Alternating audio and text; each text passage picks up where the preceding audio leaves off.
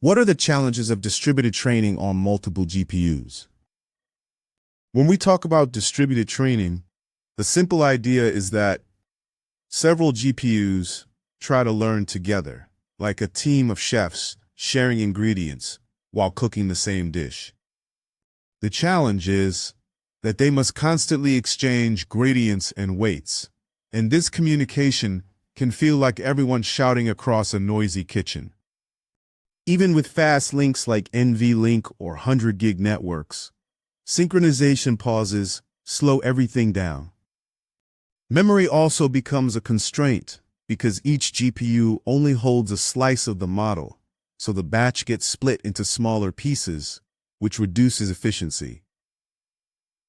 Debugging becomes harder because errors hide across different workers, like trying to trace a single faulty wire in a bundle. In interviews, a strong answer sounds like, "The toughest part is communication overhead and synchronization, which often dominate compute." A follow-up might ask, why doesn't adding more GPUs scale linearly? You can say, because communication grows faster than compute. Don't worry if this feels abstract at first. It becomes clear as you picture GPUs constantly passing notes back and forth. Core challenges explained. Let's make this easier to visualize. Communication overhead happens when GPUs exchange gradients during the all-reduce step. Picture every GPU passing notes around a circle, and the speed of the slowest link sets the pace. When bandwidth tops out, even powerful clusters crawl. Memory constraints show up because each GPU only has so much space. Large models must be sharded, like splitting a textbook across multiple desks. This adds complexity and reduces the freedom to choose large batch sizes. Load balancing is another silent trap. If one GPU gets a heavier slice of data or hits a tough sample, it becomes the straggler that stalls the whole team. And debugging across parallel hardware feels like chasing a race condition that appears only when machines talk to each other. A good interview answer is, the core challenges are communication, memory, load and balance, and hard-to-trace errors. A follow-up might be, how do you reduce communication overhead?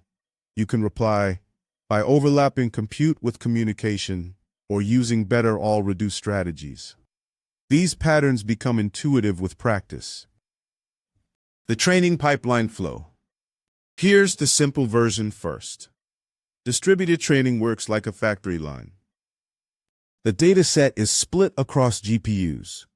Each GPU runs the forward pass on its mini batch. Then all GPUs synchronize gradients through an all-reduce. And finally, everyone updates weights together. The friction comes from the synchronization points. Imagine 8 GPUs working in parallel, but they must stop at every step to exchange notes before moving on. Even with high bandwidth links, those pauses become bottlenecks. In real systems, at places like OpenAI or DeepMind, these pauses can cost tens of milliseconds every iteration, which adds up over millions of steps. In interviews, a clean answer is communication happens at synchronization points, and that's where most bottlenecks appear. A follow-up might ask, what improves throughput the most? You can say, better overlap of compute and communication. A common mistake is assuming more GPUs always increase speed. The truth is that adding GPUs often increases idle time. You get the hang of this. It's a rhythm you start to feel. Follow-up questions you may face. Now let's build on the ideas you've already learned. Interviewers love asking whether to use data parallel or model parallel. And the easy way to frame it is, data parallel is like giving each chef the same recipe, but different ingredients, while model parallel is cutting the recipe itself into sections.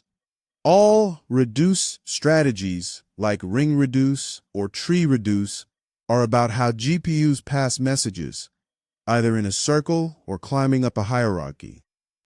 Gradient accumulation appears when you want a larger, effective batch size without fitting everything into memory. It's like saving several small paychecks before making a big purchase. Fault tolerance matters because clusters fail, so checkpointing keeps you safe. And frameworks differ. DDP is simple and fast. Horovode is flexible. Deepspeed offers advanced sharding tricks. A great interview answer is choose the parallelism style based on model size and hardware limits. If asked, when do you pick model parallel? You can say, when the model no longer fits in a single GPU. These questions get easier with repetition. Key takeaways for your interview. Here's the heart of what interviewers want to hear.